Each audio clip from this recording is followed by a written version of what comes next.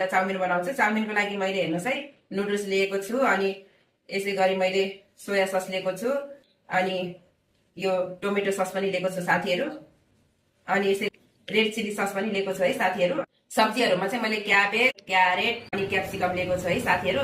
म हजुरहरूलाई कसरी चाउमिन बनाउँछु भनेर भिडियो मार्फत देखाउने छु। पानी पनि उम्लिएर तयार भइसकेको छ। अब म यो नुडल्सलाई पानीमा मिसाउँछु है साथीहरू।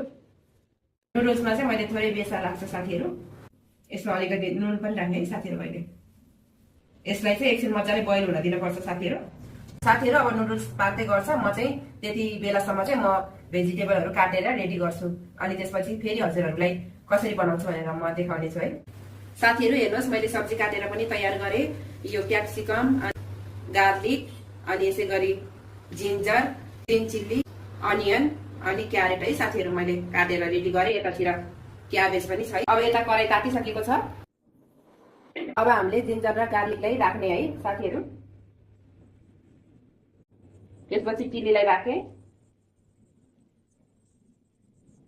अलिकति कलर चेन्ज हुने बेलासम्म हामीले चलाउनु पर्छ है साथीहरू। मैले सब्जीहरू राख्छु है साथीहरू। हेर्नुहोस् है मैले अनियनलाई राखेँ, अनि क्याप्सिकम राखेँ, यसै गरी क्यारेट पनि राखेँ साथीहरू। हेर्नुहोस्, अनि यतातिर क्याबेज छ, क्याबेजलाई पनि राखेँ।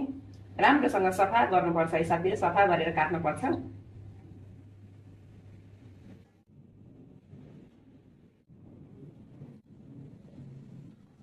साथीहरू सब्जी पनि पाकेर लगभग तयार भइसकेको। अब मैले तातो पानीमा उमालेर राखेको नुडल्सलाई सब्जीमा मिक्स गर्न जाँदैछु है।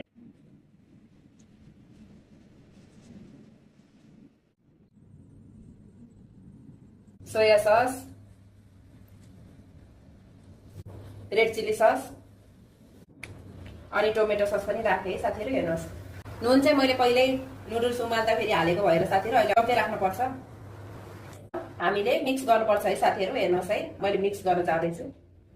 राम्रोसँग मिक्स गर्नुपर्छ साथीहरू। यसरी चाउमिनलाई तयार भइहाल्छ अब एकैछिनमा। साथीहरू हेर्नुहोस्, फाइनली चाउमिन बनेर तयार भइसकेको छ। हजुरहरूलाई मैले बनाएको चाउमिन मन पर्यो भने लाइक, कमेन्ट, सेयर गरिदिनु होला। धन्यवाद।